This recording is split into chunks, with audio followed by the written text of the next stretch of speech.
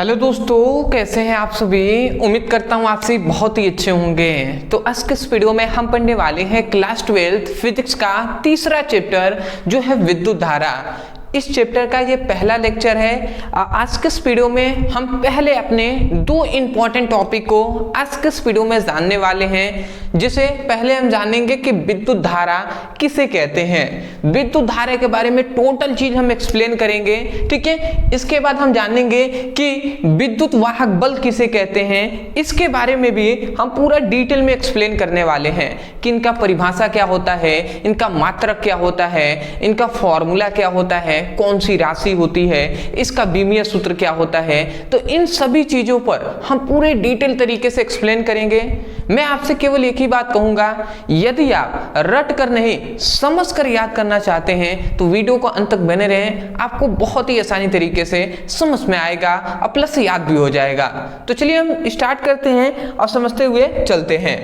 तो हमें समझना है सबसे पहले कि विद्युत धारा कहते किसे हैं, ठीक है। इलेक्ट्रिक करंट क्या होता है इसको समझते हैं। तो विद्युत धारा को समझने के लिए हमें सबसे पहले ये जानना होगा विद्युत धारा का फॉर्मूला। तो देखिए विद्युत धारा इक्वल टू होता है, मतलब मैं अगर यहां पे कहूं कि विद्युत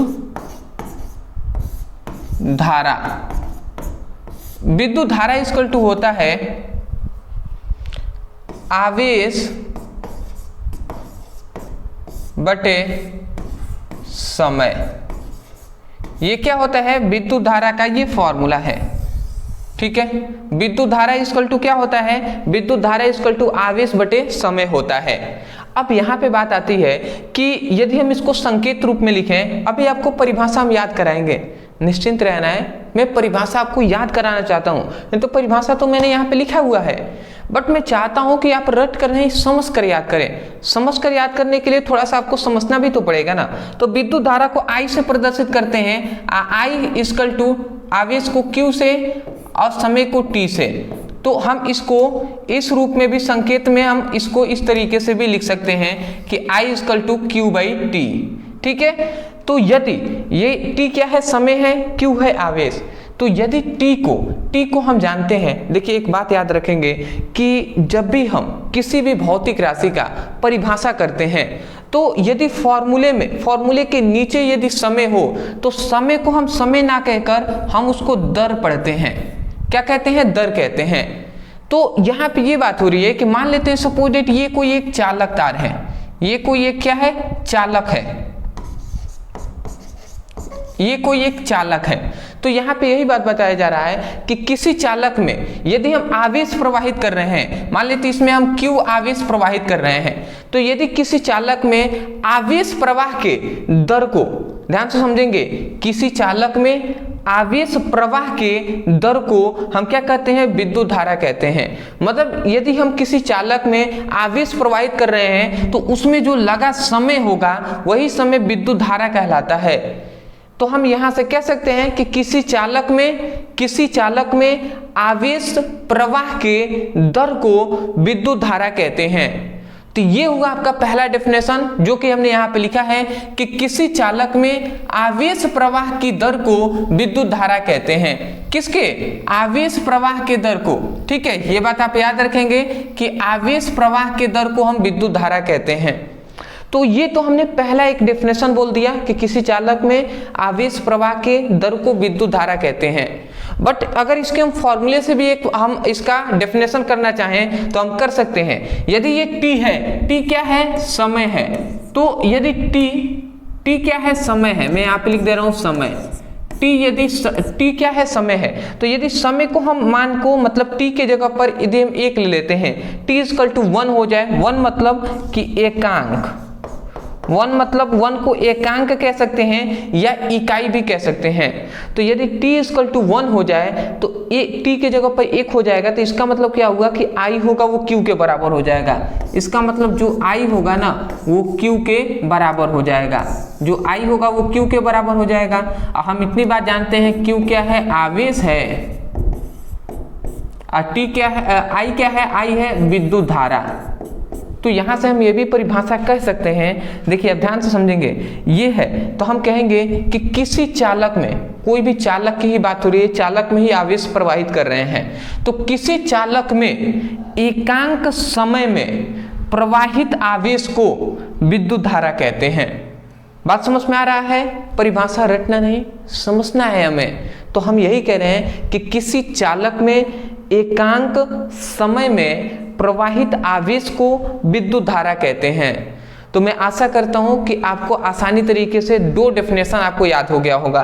देखिए दूसरा डेफिनेशन हमने यहाँ पे लिखा है कि एकांक समय में किसी चालक में प्रवाहित आवेश को विद्युत धारा कहते हैं। या आप देखिए ऐसे भी आप कह सकते हैं कि एकांक समय में किसी चालक में प्रवाहित आवेश को विद्युत धारा कहते हैं।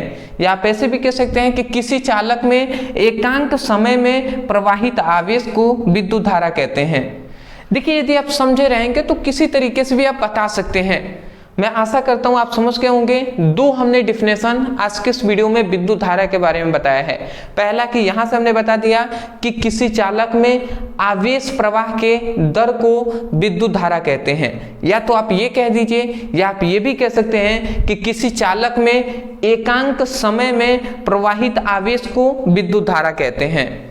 मैं आशा करता हूं आपको आसानी तरीके से अब समझ में आ गया होगा। देखिए यहाँ पे हमने दो परिभाषा लिख दिया है, आप चाहें तो इनमें से कोई भी आप याद कर सकते हैं। अब समझ जाएंगे तो याद करने में कोई दिक्कत नहीं है। उसके बाद यहाँ पे हमने फॉर्मूला इसका लिख दिया है, आप लिख देंगे, ये इसका संकेत रूप है। अब हम इसको आगे बढ़ते हैं तो इसमें तीन चीजें जो आपसे पूछ लिया जाता है मोस्टली, उस पर हम बातें कर लेते हैं। देखिए तीन चीजें आपसे क्या पूछी जाती हैं। सबसे पहला आपसे पूछा जाता है इसका मात्रक, दूसरा आपसे इससे पूछ लिया जाता है राशि, और तीसरा आपसे पूछ लिया जाता है जो है बीमा, या बीमा ना कहकर बीमीय सूत्र भी हम कहते हैं। तो यदि हम इसके मात्रक पे बात करें, ठीक है, तो इसका मात्रक आप याद रखेंगे एम्पियर होता है। क्या होता है? एम्पियर, एम्पियर होता है। या हम दूसरा एक और एम्पियर यदि ऑप्शन में ना हो, ऑब्जेक्टिव क्वेश्चन में कह देता है विद्युत धारा का मात्रक है और चार ऑप्शन देगा। मान लेते हो उस चार ऑप्शन में एम्पियर ना हो तो उसमें आपको दूसरे ऑप्शन में क्या ढूंढना है? कूलाम, देखना है कि कूलाम प्रति सेकेंड है कि नहीं। तो कूलाम प्रति सेकेंड है तो उस पर टिक करना है। तो इसका दो मात्रक आप याद रखेंगे, एम्पियर या कूलाम प्रति सेकेंड। समझ गए होंगे। दूसरी राशि पे बात करें तो ये एक अदिश राशि होता है, सॉरी मिस्टेक, ये क्या होता है? अदिश राशि।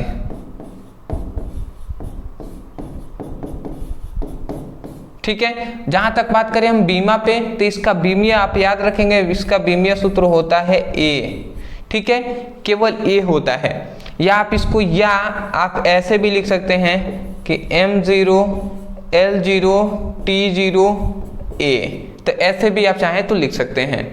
तो देखिए आज के इस वीडियो में हमने पहले पूरे डिटेल तरीके से हमने विद्युत धारा पे एक्सप्लेन कर दिया, परिभाषा, फॉर्मूला, मात्रक, राशि और बीमीय सूत्र। मैं आशा करता हूं दोस्त आपको आसानी तरीके से समझ में आया होगा। और मैंने जो कहा था कि आपको रट कर नहीं समझ कर याद करना है, तो आपने समझ कर याद भी किया होगा और आपको समझ में आया होगा। तो मैं यही आपसे कहूँगा, अभी हम दूसरे टॉपिक पे आने वाले हैं, विद्युत विभव तथा विद्युत वाहक बल के बारे में जानेंगे। उससे पहले मैं यही कहूँगा, यदि आपको समझ में आ रहा है तो एक रिक्वेस्ट है कि आप हमें कमेंट सेक्शन में अभी आप कमेंट करके बता दीजिए कि आपको समझ में आ रहा है या नहीं आ रहा है। ठीक है, कभी कभी डाउट भी होता है, पता नहीं आप समझ पा रहे हैं या नहीं समझ पा रहे हैं। तो आपसे रिक्वेस्ट है कि कमेंट सेक्शन में आप हमें ज़रूर बताइएगा। ठीक है, और चैनल पे यदि नए होंगे तो चैनल को सब्सक्राइब भी कर लीजिएगा। ठीक है, तो चलिए स्क्रीनशॉट आप ले लीजिए, ले लिए होंगे। चलिए जी, चलिए अब आगे बढ़ते हैं, आगे हम देखते हैं। अब देखिए, अब हम जानने वाले हैं विद्युत वाहक बल के बारे में कि विद्युत वाहक बल क्या होता है, इसको अब हम समझेंगे। विद्युत वाहक बल को भी बहुत ही आसानी तरीके से हम इसका परिभाषा कर सकते हैं। ठीक है, तो देखिए यहाँ पे क्या कहा जा रहा है, विद्युत वाहक बल। देखिए विद्युत वाहक बल जो होता है उसको हम ई से दर्शाते हैं। ई इक्वल टू क्या होता है? W/Q होता है। तो ये आप फॉर्मूला याद रखेंगे विद्युत वाहक बल का। विद्युत वाहक बल E equal to W by Q, जहां E क्या है विद्युत वाहक बल है, जहां W क्या है, W है कार्य, Q क्या है आवेश है। तो मैं आशा करता हूं कि आपको समझ में आ गया होगा। विद्युत वाहक बल E इक्वल टू कार्य बटे आवेश होता है। परंतु यदि हम यहाँ पे बात करें कि इसका परिभाषा कैसे हम कहेंगे, परिभाषा यहाँ पे लिखा हुआ है बट आपको समझ कर याद करना है, अभी तो यहाँ पे ध्यान ही नहीं देना है। तो समझिएगा, देखिए यहाँ पे यदि हम ये जो आवेश है, यदि आवेश के मान को हम 1 ले लेते हैं, तो यदि इसका मान यदि 1 हो जाए तो उस समय पे जो E होगा वो W के बराबर हो जाएगा। उस समय पर जो E होगा, उस समय पर जो E होगा वो W के क्या हो जाएगा, इक्वल हो जाएगा। उस समय पर जो E होगा वो W के इक्वल हो जाएगा। तो आप ध्यान से समझेंगे। तो यहाँ पे ये क्या है, अगर आप यहाँ पे देख रहे होंगे तो देखिए ये Q क्या है, आवेश है, Q आवेश ही है ना, और W क्या है, कार्य है। तो अगर हम यहाँ पे ये कहें, एक का मतलब क्या है, एकांक है, एक क्या मतलब एकांक है, तो हम ये कह सकते हैं कि एकांक आवेश पर किया गया कार्य विद्युत वाहक बल कहलाता है। ऐसा हम कह सकते हैं कि एकांक आवेश पर किया गया कार्य विद्युत वाहक बल कहलाता है। बट यहाँ पे आ रहा है कि एकांक आवेश पर कार्य तो किया जा रहा है, परंतु किस प्रकार का कार्य हो रहा है इसको भी आपको बताना होगा। तो आपको पूरे डिटेल में बताएंगे तब आपका परिभाषा क्लियर होगा। तो मान लेते हैं सपोज दैट ये एक विद्युत क्षेत्र है, ठीक है, सपोज दैट ये एक विद्युत क्षेत्र है और इस विद्युत क्षेत्र में एक बंद परिपथ हम ले रहे हैं। मान लेते हैं ये एक विद्युत क्षेत्र है और इसमें एक बंद परिपथ है जो है ये, सपोज दैट ऐसा हमने मान लिया कि ये एक विद्युत क्षेत्र है और इस विद्युत क्षेत्र में एक बंद परिपथ है, ठीक है। और यहाँ पे हम मान लेते हैं कि यहाँ पे है एक आवेश जिसका मान 1 है, जिसका मान 1 होता है उसे हम एकांक आवेश भी कहते हैं, एकांक आवेश, ठीक है जी। तो यहाँ पे यही बात बताया जा रहा है कि हम कह रहे हैं ना, एकांक आवेश पर किया गया कार्य विद्युत वाहक बल कहलाता है। परंतु किस प्रकार का कार्य हो रहा है, तो हम एकांक आवेश को अनंत से, कहां से, एकांक आवेश को अनंत से, एकांक आवेश को अनंत से विद्युत क्षेत्र के, एकांक आवेश को अनंत से विद्युत क्षेत्र के किसी बंद परिपथ में लाने में जो किया गया कार्य होता है वही कार्य क्या कहलाता है, विद्युत वाहक बल कहलाता है। बात समझ में आ रहा है। यहाँ पे हमने क्या कहा कि एकांक आवेश को अनंत से विद्युत क्षेत्र के किसी बंद परिपथ में लाने में किया गया कार्य विद्युत वाहक बल कहलाता है। तो मैं आशा करता हूं आप समझ के होंगे। यदि आपसे परिभाषा आता है तो आप परिभाषा कहेंगे कि एकांक आवेश को अनंत से विद्युत क्षेत्र के किसी बंद परिपथ में लाने में किया गया कार्य विद्युत वाहक बल कहलाता है। तो मैं आशा करता हूं कि आपने समझकर याद किया होगा। देखिए वही बात हमने यहाँ पे लिखा है कि एकांक आवेश को अनंत से विद्युत क्षेत्र के किसी बंद परिपथ में लाने में किया गया कार्य विद्युत वाहक बल कहलाता है। अब यहाँ पे बहुत सारे स्टूडेंट जो होंगे वो कंफ्यूज होंगे, वो सोच रहे होंगे, मैं बिल्कुल कह सकता हूँ, कह रहे होंगे कि सर ये तो विद्युत विभव का फॉर्मूला, विद्युत विभव, ये तो सर विद्युत विभव का परिभाषा है, आप तो विद्युत वाहक बल बता रहे हैं। तो देखिए आपने थोड़ा सा, यदि आप ऐसा सोच रहे होंगे ना, तो मैं आपसे पहले ही कह दे रहा हूं आप कंफ्यूज हो रहे हैं, या आपने विद्युत जो विभव है उसको आपने अच्छे से समझा नहीं या याद नहीं किया होगा।